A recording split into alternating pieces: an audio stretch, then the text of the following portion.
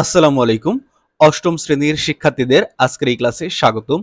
আজকের এই ক্লাসে আমি তোমাদের সাথে তোমাদের ইংরেজি বইয়ের দ্য বিজু ফেস্টিভ্যালের 2.2.3 কে সমাধান করে দিব। তো চলো শুরু করা যাক। তো দেখো এখানে কি লেখা আছে, imagine you are in the class, you are in that class.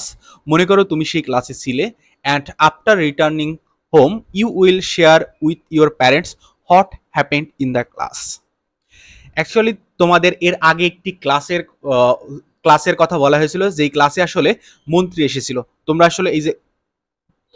আসলে এটা তো পড়ছো, এই যে 2.2.2 এখানে এই যে লেখা আছে entering the class mister Rafiq the teacher of English class. এখানে একটি ক্লাস হয়েছিল, আর এই ক্লাসে হচ্ছে মন্ত্রী আসছিল। শিক্ষার্থীরা, এই ক্লাসে মন্ত্রী আসছিল ক্লাস পরিদর্শন করার জন্য। তো তুমি মনে করো যে তুমি ওই ক্লাসে ছিলে এবং এরপর তুমি বাসায় ফিরে আসছো। You will share with your parents what happen in the class. তুমি এখন শেয়ার করবা তোমার বাবা মার সাথে যে তোমাদের সাথে ওই দিন কি ঘটছিল। Now discuss the following questions to decide on how you will do that. এখন তুমি এখন তুমি সেটা কিভাবে করবে তার সিদ্ধান্তে আসার জন্য নিচের প্রশ্নগুলো আলোচনা করো। তো দেখো, আমি এখন ক্রমান্বয়ে তোমাদের এই প্রশ্নগুলোর উত্তর দেবো। তো দেখো, 1 নম্বর কোশ্চেন কি ছিল, will you say everything to your parents. তুমি কি তোমার বাবা মাকে সবকিছু বলবে that happen in the class, ক্লাসে যা যা ঘটেছিল তার সবকিছুই। অথবা you will tell them the important message, নাকি তুমি শুধুমাত্র গুরুত্বপূর্ণ জিনিসগুলোকে বলবা।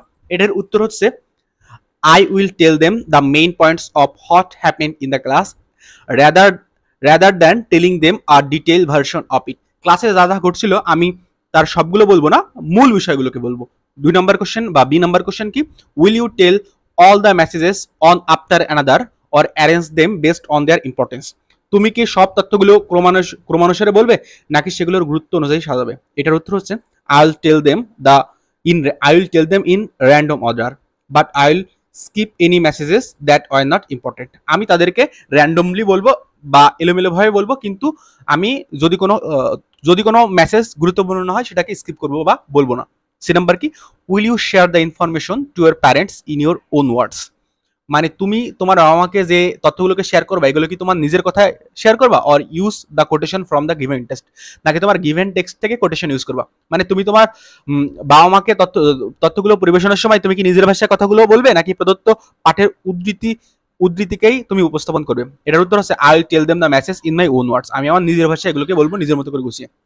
ডি নাম্বার দেখো, why do you narrate them in that way. তুমি এগুলোকে কেন এইভাবে উপস্থাপন করবা। এটার আনসার হচ্ছে I will tell the message in a way that is more convenient to understand, that is why there will be no direct quotes from people. আমি কথাগুলো এমনভাবে বলবো যাতে করে সেটি বুঝতে সুবিধা হয়, তাই সেখানে কারোর প্রত্যক্ষ উক্তি দেয়া থাকবে না। আর ই নাম্বার কোশ্চেন কি, do you think the two different way of narrating a conversation are both necessary? Give reason for your answer. তোমার কি মনে হয় একটি কথোপকথন বর্ণনা করার জন্য এই দুই ধরনের পদ্ধতি প্রয়োজনীয়? তোমার উত্তরের পক্ষে যুক্তি দাও। এটার উত্তর হচ্ছে কি, I think that both the way of narrating a conversation are necessary because each style conveys a different mood, style and point of view that the speech is being told from.